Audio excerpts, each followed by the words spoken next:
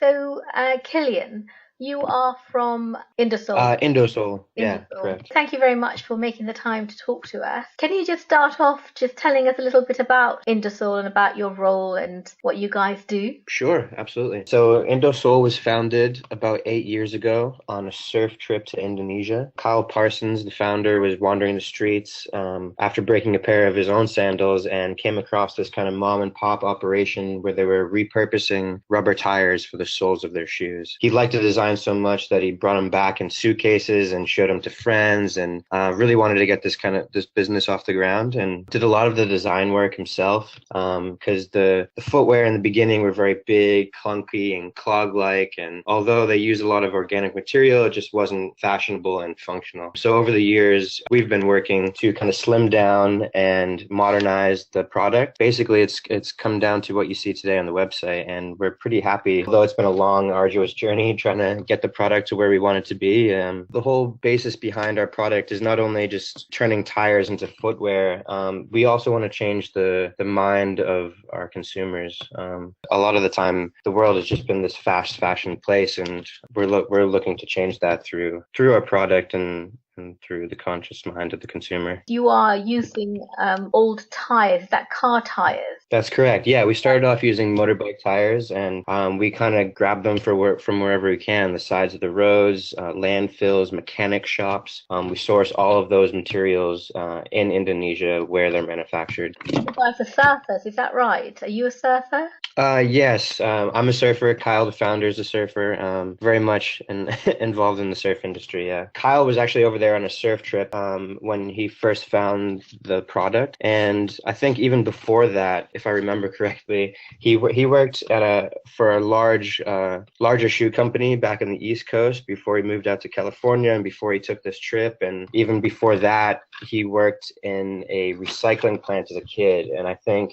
just seeing the people of Indonesia being so innovative and working with the scrap material to create a new product and just seeing this repurposing happen kind of really resonated with him. And when I came into the company about 4.5 years ago, although I didn't have any background in repurposing or recycling or anything like that, I definitely have a love for the ocean, which I think Kyle recognized. I think that our love for the ocean definitely fuels our mission in trying to just kind of clean up the earth a little bit and kind of repurpose material and change people's minds in doing so.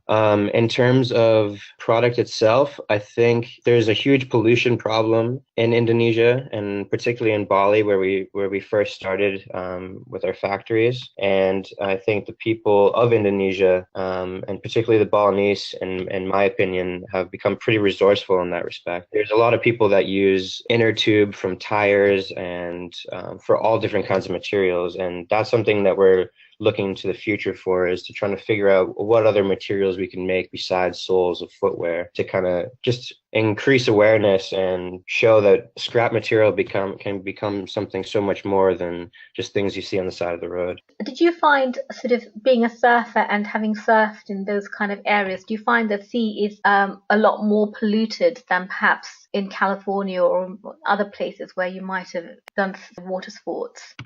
Sure. Yeah. I mean, my first trip to Indonesia, I jumped out on a surfboard and swam out into Padang Bay, and I got no more than 10 feet, and I was swimming through so many microbeads and plastic bags, and I was every swim that I took with my arm, I'd drag up a new piece of trash, and it was sad because I knew that it was always out there, but I had never really seen it firsthand. And in California, there is trash, but and there's dirty beaches, but it just wasn't as so evident as it was in Indonesia, and it was pretty disheartening, and it made me feel good that I was working for a company that was trying to change that, even if it's in some small way. And why do you think the pollution in that area is so great? Do you have any idea?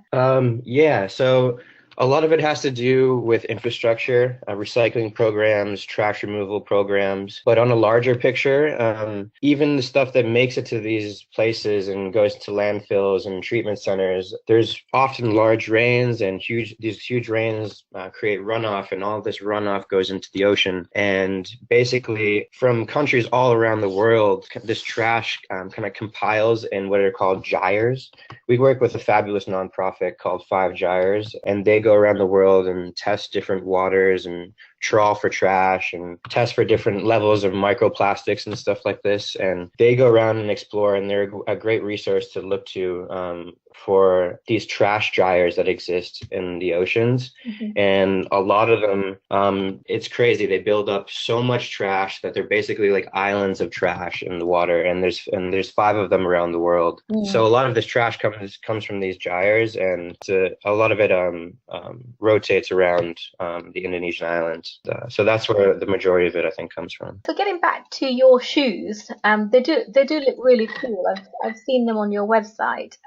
At the moment, are you actually importing tires from other countries, or how is that working? Yeah, so when we first started, we were only sourcing material in Bali, Indonesia. So we had the sourcing and the manufacturing happening all in one place. And now we've actually moved factories from Bali to Java.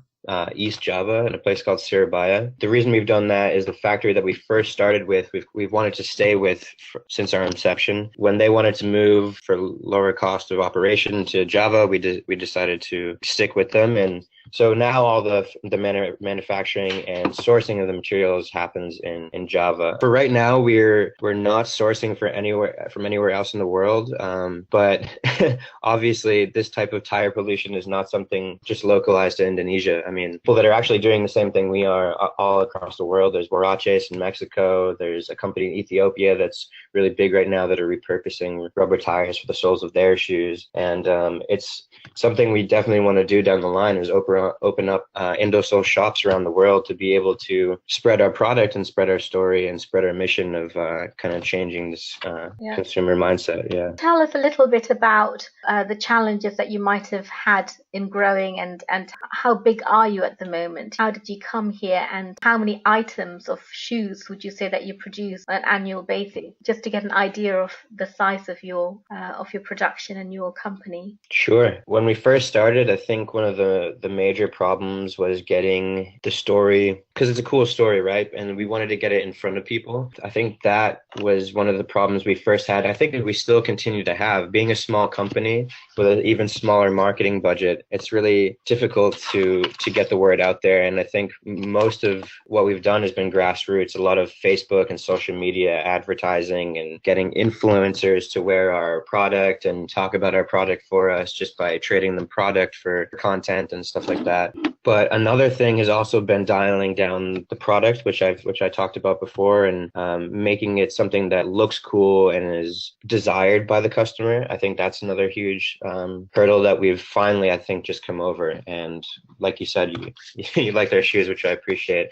I think I do too, and we've finally gotten to this point. Another thing is being able to predict ahead of time how much product we're going to need for the year ahead. So that's been really difficult, and I wanted to segue from that into how much product we produce. We started off with probably the original sandals, which were 4 main models. We did those for men and women. Those are cross-sectional, and probably produced around a few thousand a year when we first began. At this point, we've grown to not only doing web sales, but also wholesales to different accounts around the world. And recently we've picked up some major retailers, and we're kind of catching steam with them. And I think we're going to be growing up to producing probably, 500,000 shoes a year, hopefully within the next year or so. And your wholesalers, are they all over the world? Yeah, the majority of our wholesalers are in the US, because that's where our headquarters is, here in San Francisco, and that's where I'm speaking to you from. We also have a lot of retailers in Indonesia, obviously, and Bali, where our production is. And then beyond that, We have distributors in Europe, Japan, and we've just picked up some in China. We're hoping that these people can kind of spread our story for us and pick up more retailers within their own networks. And that way we can grow from there. So you're obviously sustainable in the sense that you are reusing tires. Now, when it actually comes to the way that your factory's set up and the processes that you might use to produce these shoes, do you have any sort of accreditations or certifications, just highlighting the fact that you're running this business in a sustainable and ethical way? Yes, we do.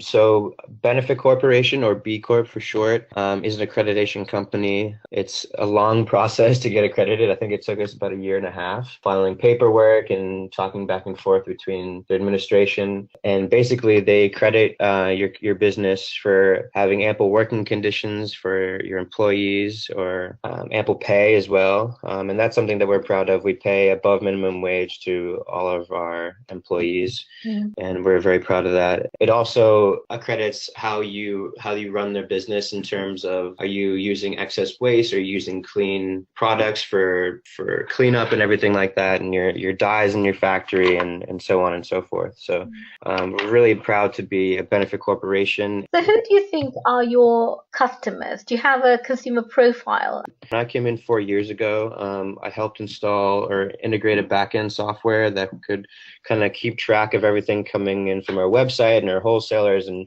kind of keep track of all these demographics, right? Because we're in the surf industry and we're selling mostly sandals, we thought it would be like a younger crowd, but we ended up actually finding out that the majority of our constituency is a little bit older, between the ages of 25 and 45, and they have a little bit more money, and they're coming from websites that promote sustainability and environmentalism, and they want to put their money where their minds are and make these conscious purchases. When I'm speaking to customers, or somebody will come up to us at a trade show or a street fair or something like this, they'll say, "Wow, I can't believe you guys produce vegan products. Is it real? Are there really no animals in it?" And I'll say, "Yes, there is.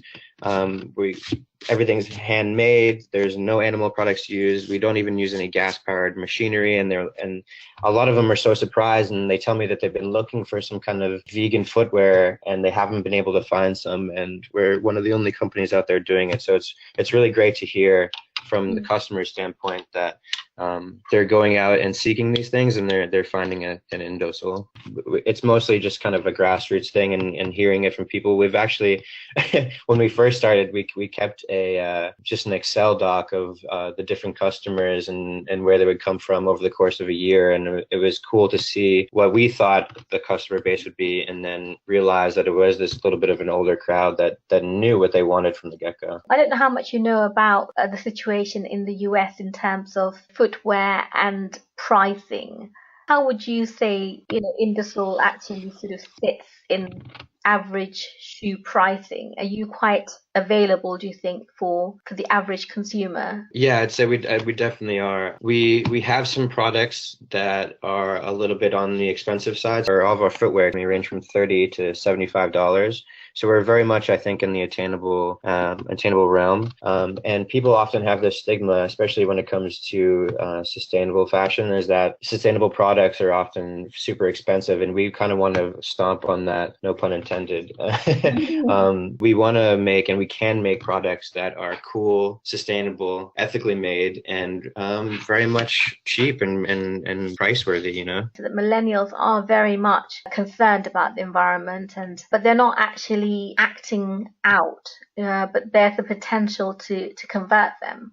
Do you have any plans of moving your brand from that niche consumer group to reaching just a wider group of customers? Yeah, absolutely. And I think it's important that you point that out, because these millennials or these younger customers, I think, are going to be the wave of the future, and will be the wave of the future in terms of fashion. And so basically what we've done to try to capture their attention is we've come out with some new products, and we'll be coming out with some more new products that are hitting a lower price point. So our story will still be there. our story will hopefully continue to resonate with across all demographics. But I think in order to reach these younger generations that don't have as much money or knowledge as our older demographics is to get them with the price point and something that's attainable for them, right?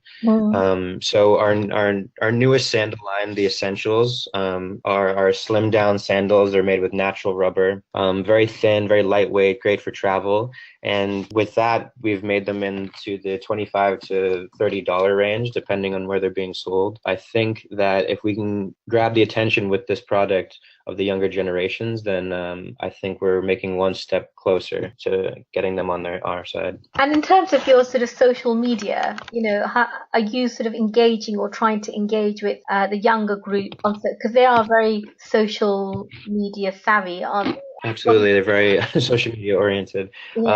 Yeah. To speak to that a little bit more, we have a section of our website called Good Humans, and it's not to say that all demographics don't look towards other people for guidance or for leadership in the way that they run their lives. It's not, but we have these younger generations that are often searching the web and finding these people that they look up to. We've compiled this group that we like to call Good Humans that are doing cool things, whether it be in sports or whether they're authors or whether they're world travelers, and a lot of them are young and hip and cool, and we want to supply them with product and tell them our story so that they can share our story with their audiences, who often are these younger populations. So how do you actually tell your sustainable story? Do you find that you're quite overt with your message? Right. Because as I mentioned before, there is this stigma, and it's about things being maybe not so top of the line or good looking, or they'd be more expensive if they're sustainable or something like this. And as I said before, we want to stomp out this idea that sustainable fashion is this way, So we're actually doing the opposite. We want to be as transparent as possible. We want to, in telling our story, we want to show pictures of our factory. When we want to show how our products are made, we want to show where the soles of the bottom of your shoes are coming from. They're coming from these, a lot of the times, destitute areas of the world where this product is sitting there and ruining the environment, and we want to show how your purchase can turn that around. Our story is our bread and butter. I mean, that's how our products is sold. People not only love how our products look and feel, but the story behind it makes the consumer feel good about themselves and their purchase, and we need that story to be told in order for us to thrive. So absolutely. How does that happen? Are you sort of requesting that from the retailers that they tell the story, or is that happening in your packaging, or how is that happening? Are you doing that? Across the board, really. I mean, our packaging, it has a start to finish kind of visual of our process, just cutting out the tires in like a cookie cutter sense and stamping them out into soles. We also have training sessions with a lot of these retailers that we bring on and make sure that their staff is knowledgeable about our product. That's, I think, really important, because when the consumer goes into a store and goes to try on a shoe and they have all these questions and they don't really want to sit there and read the box, right, or read the hang tag. They want it to be told to them in a personable way. Yeah, so I mean, it happens on so many different levels. Not only from the start of the meetings when we pitch it to the companies, but all the way down to when the product is actually delivered and making the story known to the people that are actually going to be selling the product. Thank you very much, Killian. It's been really, really interesting talking to you. Very helpful information. Sure, no problem. And I appreciate your time as well. And thanks for placing Indosole on your radar.